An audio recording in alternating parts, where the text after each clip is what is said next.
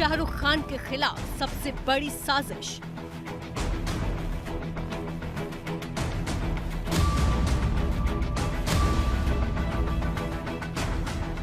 आर्यन खान को ही इस मामले में कहा गया कि उनके पास से ड्रग्स नहीं मिला, हमारे पास इतने पर्याप्त सबूत नहीं है कि हम चार्जशीट में उनका नाम डालें और उन पर आरोप लगाए, आरोप तय हो सके, इसलिए उनके सहित कुल 6 लोगों के नाम नहीं डाले गए हैं। तो इसका सीधा सीधा अर्थ यही है कि समीर वानखेड़े उस समय के जो जोनल डायरेक्टर थे उनको कहीं न कहीं बड़ा झटका लगा है। कैसे फंसा बेकसूर बेटा?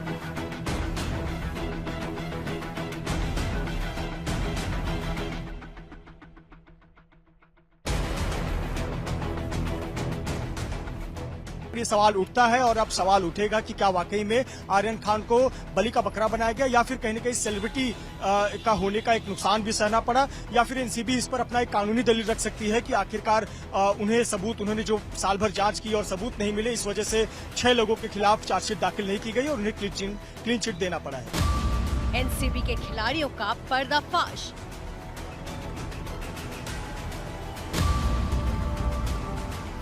यह स्पष्ट है कि कहीं ना कहीं हमारी कमियां थी और हमारी कमियों पर हम लोग पर्दा खुद नहीं डाल सकते, तो इसलिए कार्रवाई जो भी करना है वो उचित कार्रवाई की गई। एसआईटी द्वारा टेक ओवर किया गया, इन्वेस्टिगेशन भी शुरू किया गया और इंक्वायरी भी शुरू। समीर वानखेड़े के कथित फर्जी जात प्रमाण पत्र को लेकर पहले से ही सरकार कार्रवाई कर रही है और अब आर्यन खान केस की गलत जांच के आरोप में एनसीबी उन पर नई जांच की शुरुआत कर सकती है। ड्रग्स कांड, एनसीबी झूठा, आर्यन सच्चा। झूठे गवाह, झूठा सबूत और झूठे केस, ये कहानी है मुंबई के ड्रग्स कांड की। ये कहानी उस ड्रग्स कांड की है जिसका मास्टरमाइंड बताकर एनसीबी ने लगभग 8 महीने पहले सुपरस्टार शाहरुख खान के बेटे आर्यन खान को सलाखों के पीछे पहुंचा दिया था। लेकिन अब एनसीबी की जांच में आर्यन खान को मिल गई है क्लीन चिट।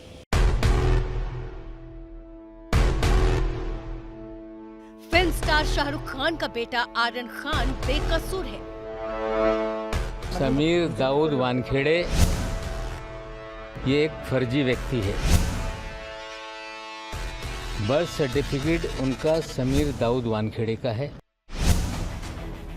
जिस नारकोटिक्स कंट्रोल ब्यूरो यानी एनसीबी ने करीब 8 महीने पहले आर्यन खान को क्रूज ड्रग्स केस में गिरफ्तार किया था, जिस एनसीबी ने आर्यन खान को इंटरनेशनल ड्रग्स पेडलर बताया था और जिस एनसीबी की वजह से आर्यन खान को 21 दिनों तक सलाखों के पीछे कैद रहना पड़ा था, अब उसी एनसीबी ने आर्यन को हर संगीन इल्जाम से कर दिया है आजाद।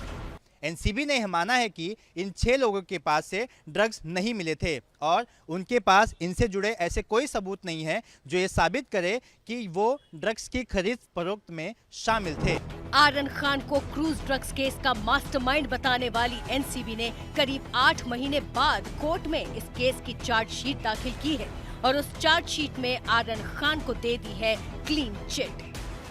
किसी व्यक्ति विशेष का नाम मैं नहीं लेना चाहता, लेकिन आप ये पब्लिक डोमेन में है। 14 लोगों पर जिन पर चार्जशीट हुई है उनके नाम भी पब्लिक डोमेन में है। 6 लोगों पर जिन पर नहीं हुए वो भी पब्लिक डोमेन में है। तो इसलिए ये एक हमारे लिए, एनसीबी के लिए एक रेगुलर केस की संज्ञा में आता है और रेगुलर केस के आधार पर पोजेशन मेन मुद्दा था और जिनके खिलाफ ज्यादातर पोजेशन सिद्ध हुआ उन पर कार्रवाई हुई और जिन पर नहीं हुआ वो कार्रवाई नहीं हुई। शुक्रवार को एनसीबी की एसआईटी ने 6000 पन्नों की चार्जशीट विशेष एनडीपीएस कोर्ट में दाखिल की। इस चार्जशीट में 20 आरोपियों के बजाय सिर्फ 14 आरोपियों के नाम दर्ज हैं। बाकी 6 आरोपियों को सबूतों के अभाव में क्लीन चिट दे दी गई है। एनसीबी ने यह माना है कि इन 6 लोगों के पास से ड्रग्स नहीं मिले थे और उनके पास इनसे जुड़े ऐसे कोई सबूत नहीं है जो ये साबित करे कि वो ड्रग्स की खरीद फरोख्त में शामिल थे।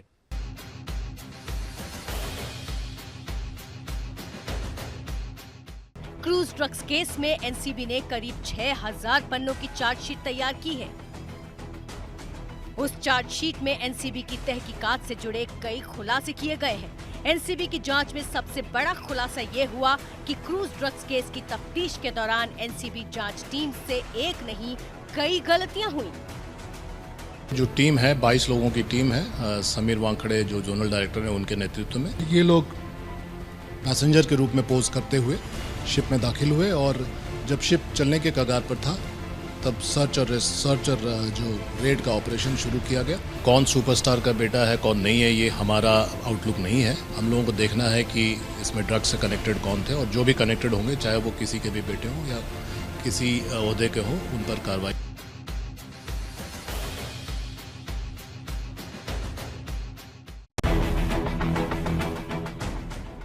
एनसीबी के अधिकारी अब खुद कबूल कर रहे हैं कि क्रूज ड्रग्स केस की जांच के दौरान एनसीबी की पहली टीम ने कुछ गलतियां की थी।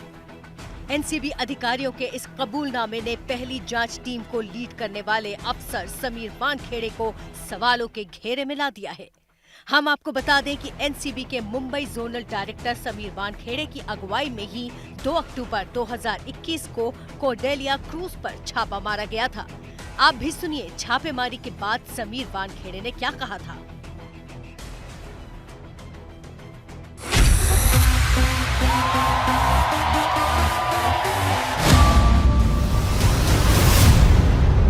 कुछ लोगों को इंटरसेप्ट किया है और उनकी इन्वेस्टिगेशन चालू है। अभी 8 से 10 जनों को अभी वी आर इन्वेस्टिगेटिंग। 2 अक्टूबर 2021 की रात कोर्डेलिया क्रूज मुंबई से गोवा जाने वाला था।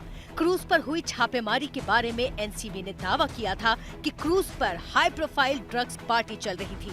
एनसीबी ने दावा किया था कि आर्यन खान और उसके दोस्त अरबाज मर्चेंट समेत 20 लोगों को क्रूज पार्टी से गिरफ्तार किया गया। अक्टूबर 2021 में एनसीबी ने कहा था कि छापे में 13 ग्राम कोकीन, 5 ग्राम मेफेड्रोन, 21 ग्राम गांजा, 22 गोलियां MDMA एक्सटेसी और 1,33,000 रुपए नकद बरामद हुए। व्हाट्सएप चैट में ड्रग्स खरीद फरोख्त के सबूत मिले। वानखेड़े की टीम ने दावा किया कि आरोपी एक बड़ी साजिश का हिस्सा थे। आरोप ये भी लगाया कि आर्यन खान कुछ विदेशी ड्रग्स पेडलर्स के संपर्क में था। क्रूज ड्रग्स केस में शाहरुख खान के बेटे आर्यन खान की गिरफ्तारी ने पूरे बॉलीवुड में सनसनी फैला दी थी। आर्यन खान की वजह से ही ये high profile drugs case media में सुर्खियां बटोर रहा था। आर्यन खान की गिरफ्तारी के बाद कुछ लोग एनसीबी के जोनल डायरेक्टर समीर वानखेड़े को हीरो मान रहे थे, तो कुछ लोग उन्हें विलेन करार दे रहे थे। समीर दाऊद वानखेड़े ये एक फर्जी व्यक्ति है। बर्थ सर्टिफिकेट उनका समीर दाऊद वानखेड़े का है। पूरी इनकी जिंदगी एक फर्जी चीज़ों से शुरू हुई और सारा फर्जीवाड़ा वो कर रहे हैं। महाराष्ट्र सरकार के पूर्व मंत्री नवाब मलिक इसी अंदाज में आए दिन समीर वानखेड़े पर निशाना साधते थे। वो मीडिया के कैमरे पर हर दिन समीर वानखेड़े के खिलाफ नए नए आरोपों की कहानी लेकर बैठ जाते थे। कभी फर्जी जाति प्रमाण पत्र की कहानी, तो कभी झूठे गवाहों और ब्लैकमेलिंग के आरोपों की कहानी। कि ज्ञानेश्वर वानखेड़े जी जन्म से ये दलित हैं और मजगांव में घाघरा बिल्डिंग एक है टैंक बंदर रोड पे, जहाँ पे उन्होंने स्वर्गवासी जाहिदा खान जी से निकाह पढ़वाया। दाऊद खान बन गए वो जीवन में और 2 बच्चों का जन्म हुआ और पूरा परिवार मुसलमान की तरह अपना जीवन बिताता रहा। समीर वानखेड़े के खिलाफ मोर्चा खोलने वाले पूर्व मंत्री नवाब मलिक इस वक्त खुद सलाखों के पीछे कैद हैं। वो खुद डी कंपनी के साथ रिश्तों के संगीन आरोपों से घिरे हैं। लेकिन आर्यन खान की गिरफ्तारी के बाद नवाब मलिक ने समीर वानखेड़े की पूरी जन्म कुंडली मीडिया के सामने खोल कर रख दी थी। नतीजा ये हुआ कि समीर वानखेड़े को कई बार सफाई देनी पड़ी। आखिरकार विवाद इतना बढ़ा कि उन्हें क्रूज ड्रग्स केस की जांच से ही हटा दिया गया था। उनके खिलाफ विजिलेंस जांच शुरू हो गई और अब एनसीबी की चार्जशीट में आर्यन खान को क्लीन चिट मिलने के बाद सीनियर IRS अधिकारी समीर वानखेड़े के सिर पर फिर से लटक गई है कार्रवाई की तलवार। साल 2008 बैच के IRS अधिकारी समीर वानखेड़े के कथित फर्जी जात प्रमाण पत्र को लेकर पहले से ही सरकार कार्रवाई कर रही है। समीर वानखेड़े के खिलाफ पहले से ही विजिलेंस की जांच चल रही है। उनकी प्रॉपर्टी की डिटेल्स, बैंक खातों की जानकारी और घर के कीमती सामान की जानकारी जुटाई जा रही है। और अब आर्यन खान केस की गलत जांच के आरोप में एनसीबी उन पर नई जांच की शुरुआत कर सकती है। एनसीबी सूत्रों के मुताबिक केंद्र सरकार ने समीर वानखेड़े पर लगे लापरवाही के आरोपों की पड़ताल के लिए एक विशेष जांच टीम यानी एसआईटी बनाई थी। सूत्रों की माने तो एसआईटी ने अपनी रिपोर्ट में ड्रग्स केस के जांच अधिकारी समीर वानखेड़े को लेकर कई टेक्निकल गलतियों की तरफ इशारा किया है। केंद्र सरकार ने एसआईटी की रिपोर्ट को गंभीर मानते हुए केंद्रीय वित्त मंत्रालय को इस मामले में कड़ी कार्रवाई के निर्देश दिए हैं। केंद्र सरकार के सूत्रों के अनुसार आयरन ड्रग्स मामले के जांच अधिकारी समीर वानखेड़े के खिलाफ कार्रवाई के तहत सबसे पहले उन्हें संवेदनशील पोस्टिंग से हटाया जाएगा। उसके बाद उनका विजिलेंस विभाग उन्हें चार्जशीट देगा और उनसे सवाल जवाब करेगा। सूत्रों के मुताबिक इस कार्रवाई के दौरान यदि समीर वानखेड़े अपने विजिलेंस विभाग को संतुष्ट नहीं कर पाए तो उनके खिलाफ कड़ी कार्रवाई की सिफारिश की जा सकती है, जिसके तहत उनकी सैलरी इंक्रीमेंट से लेकर उन्हें बर्खास्तगी तक की सिफारिश हो सकती है। इस मामले में नारकोटिक्स कंट्रोल ब्यूरो की टीम पर भ्रष्टाचार के आरोप भी लगे हैं। ये आरोप महाराष्ट्र के कुछ नेताओं और अन्य लोगों द्वारा लगाए गए थे, जिन्होंने अपने बयान भी एसआईटी को दर्ज कराए थे। सूत्रों के मुताबिक इन आरोपों की जांच अभी भी चल रही है।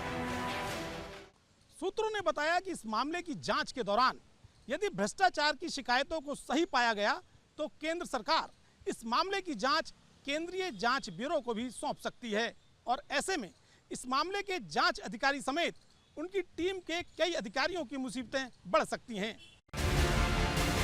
एनसीबी की चार्जशीट में खुलासा हुआ है कि किसी भी आरोपी ने अपने बयान में आर्यन खान का नाम नहीं लिया, बल्कि आर्यन के दोस्त अरबाज मर्चेंट ने तो अपने बयान में एक बड़ा खुलासा किया है। खुलासा ये कि आर्यन ने उससे कहा था कि क्रूज पर ड्रग्स लेकर मत आना। एनसीबी एक्टिव हो गई है। समीर वानखेड़े की टीम ने क्रूज ड्रग्स केस में आर्यन खान और उसके दोस्त अरबाज मर्चेंट समेत 20 लोगों को गिरफ्तार किया था। उनमें से एक आरोपी का नाम है मुनमुन धमेचा। एनसीबी की चार्जशीट को लेकर एबीपी न्यूज संवाददाता सूरज ओझा ने मुनमुन धमेचा के वकील से भी बात की। आप भी सुनिए उन्होंने आर्यन की क्लीन चिट और इस पूरे मामले को लेकर क्या कहा। तो ड्रग्स एलिजिडली फाउंड हुआ है, जो मिला है वो है कितना 5 ग्राम का, और कहाँ से मिला है, ज़मीन से मिला है, ना कि उनके फिजिकल पोजीशन से।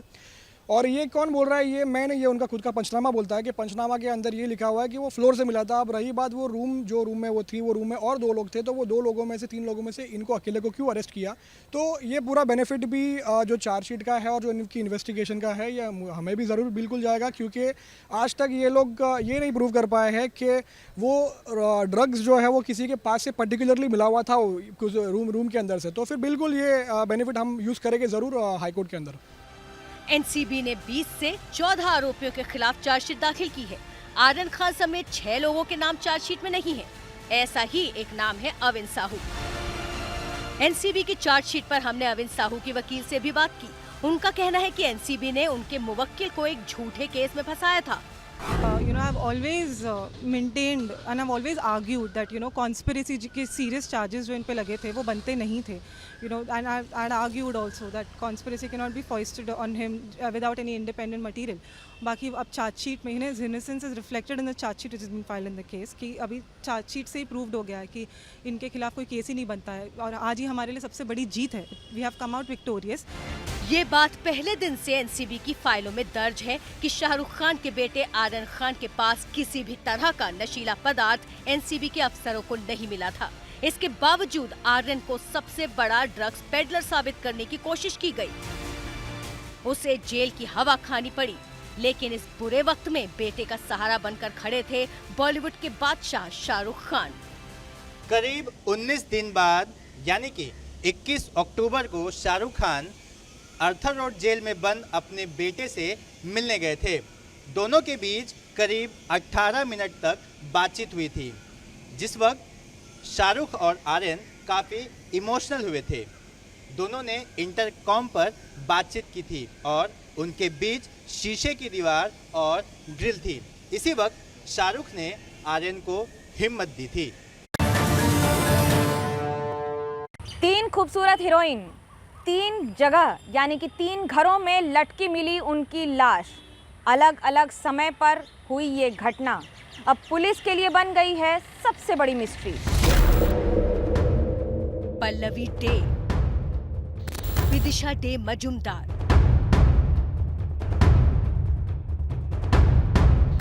और अब मंजुषा नियोगी। बांग्ला फिल्म इंडस्ट्री के ये वो 3 नाम हैं जो अब इस दुनिया में नहीं रहे। साथ साथ अपना फिल्मी करियर शुरू करने वाली इन 3 अभिनेत्रियों की बेहद रहस्यमयी हालात में मौत हो गई। तीनों अभिनेत्रियों की मौत करीब 15 दिन के अंदर हुई। उनकी लाशें अलग अलग वक्त पर अपने अपने घरों में फांसी के फंदे से लटकी हुई पाई गई। शुरुआती जांच में पुलिस तीनों अभिनेत्रियों की मौत को सुसाइड मान रही है। मौकाए वारदात के हालात और परिवार वालों के बयान भी पुलिस की सुसाइड थ्योरी को सपोर्ट कर रहे हैं, लेकिन कई सवालों की गुत्थी अब भी अनसुलझी है। पहले पल्लवी देव, फिर विदिशा और अब मंजुषा नियोगी। ये उन 3 हीरोइनों के नाम हैं जिनकी लाश एक के बाद एक ही अंदाज में मिली। तीनों ने फांसी लगाकर खुदकुशी कर ली और तीनों की ही मिस्ट्री अब पुलिस सॉल्व करने में लगी है। लेकिन ये जानने की कोशिश करना और सबसे बड़ा सवाल तीनों की मौत पर यह है कि क्या इन तीनों हीरोइनों का आपस में भी कोई कनेक्शन है।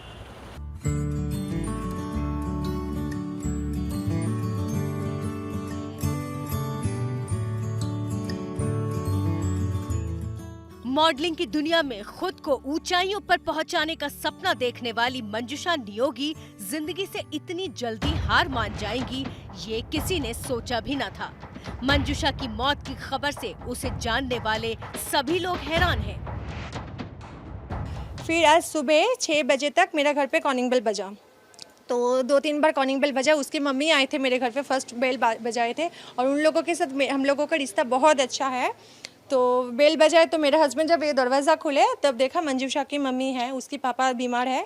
तो फर्स्ट बोले उसकी मम्मी मेरा बहुत बड़ा मतलब क्या बोलते हैं सत्यानाश हो गया।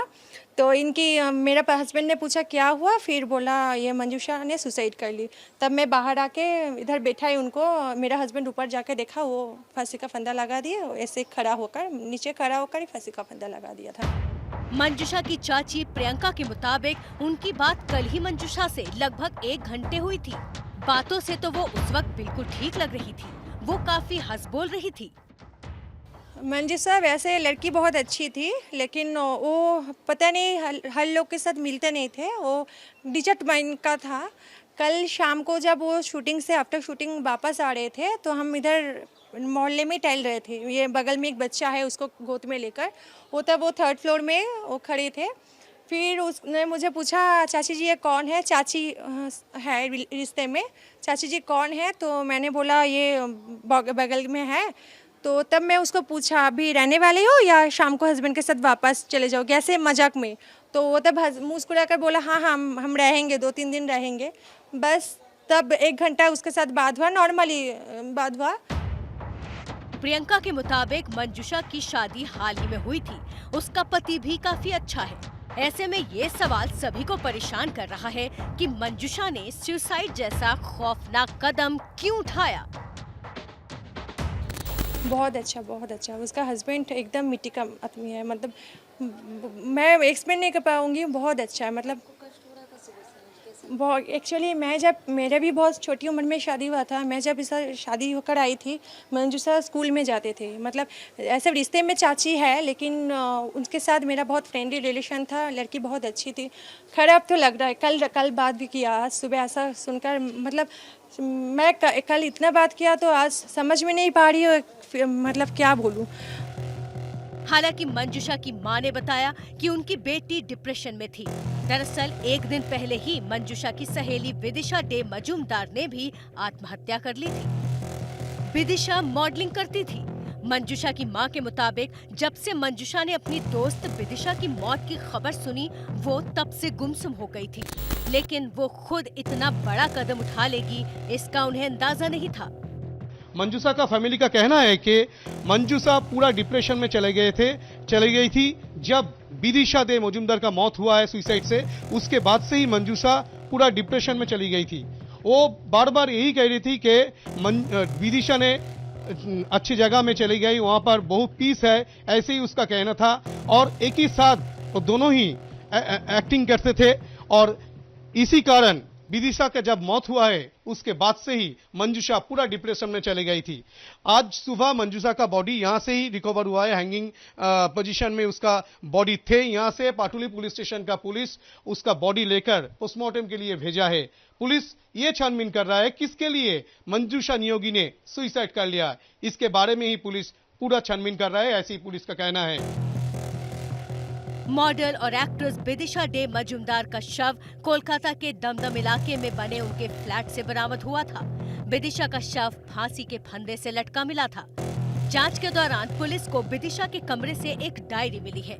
बिदिशा के पास से एक सुसाइड नोट भी मिला है, जिसमें उसने लिखा है, मैं करियर में आगे नहीं बढ़ पाने की वजह से आत्महत्या कर रही हूँ और मेरी आत्महत्या के लिए कोई जिम्मेदार नहीं है। बिदिशा और मंजूषा की तरह उनकी एक और दोस्त पल्लवी डे ने भी कुछ दिन पहले आत्महत्या की थी। 15 मई को लोकप्रिय बंगाली अभिनेत्री पल्लवी डे को उनके घर में फांसी पर लटका पाया गया था। पल्लवी के परिवार ने उसके लिए लिव इन पार्टनर सगनिक चक्रवर्ती के खिलाफ शिकायत दर्ज कराई थी, जिसे बाद में पुलिस ने गिरफ्तार कर लिया था। मामले की अभी जांच चल रही है। प्राइमा फेसी जो हमने अभी तक जो इंक्वायरी की है उसमें कोई रिलेशन नहीं मिल रहा है, किसी तरह का कोई रिलेशन नहीं है। हाँ, चूँकि ये लोग सभी लोग मॉडलिंग और एक्टिंग के उससे जुड़े हुए थे, ऑक्यूपेशन से जुड़े हुए थे और हो सकता है इनका कभी मिलना जुलना एक दूसरे से रहा हो।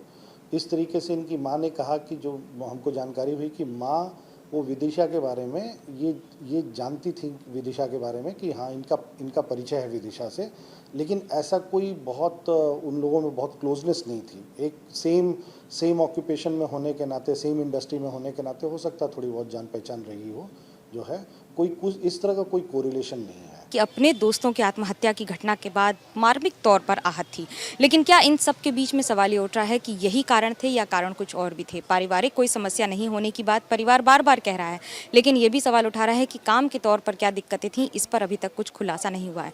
पुलिस ये जांच करने की कोशिश कर रही है कि पिछले कुछ दिनों में जिस तरह से बाकी अदाकाराओं ने आत्महत्या की है, क्या इससे भी उसके तार जुड़े हैं और अगर जुड़े हैं तो वो क्या हैं। कैमरा पर्सन सूरज पांडे के साथ Manogya Loiwal, Kolkata, ABP news.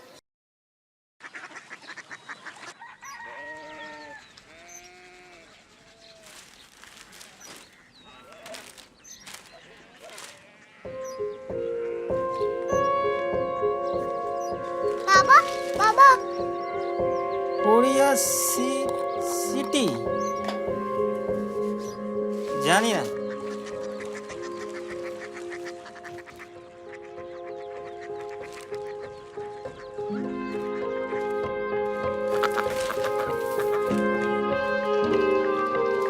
Korea city? हाँ।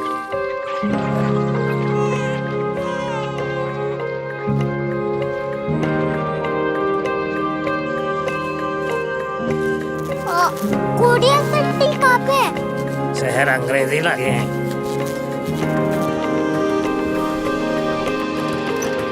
Korea city.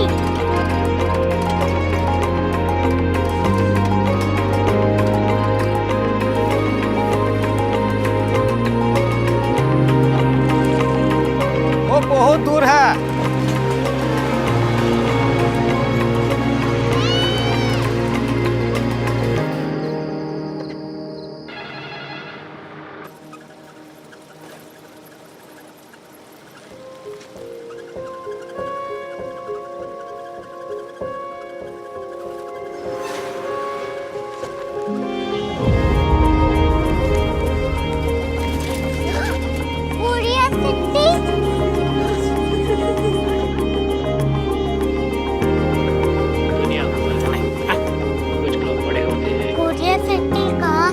प्रोफेसर साहब को पता होगा।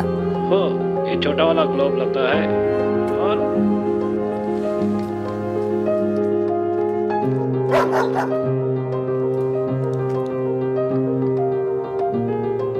पता नहीं, मेरी बेटी से जाके मिल लो, शायद उसे मालूम हो।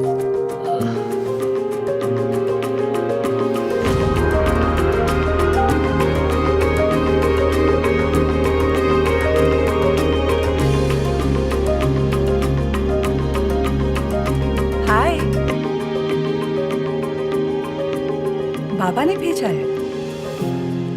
Come here. क्यूरियोसिटी। क्यूरियोसिटी नहीं, क्यूरियोसिटी। वो क्या? That's what brought you here? जो तुम्हें यहाँ तक ले आया। क्यूरियोसिटी।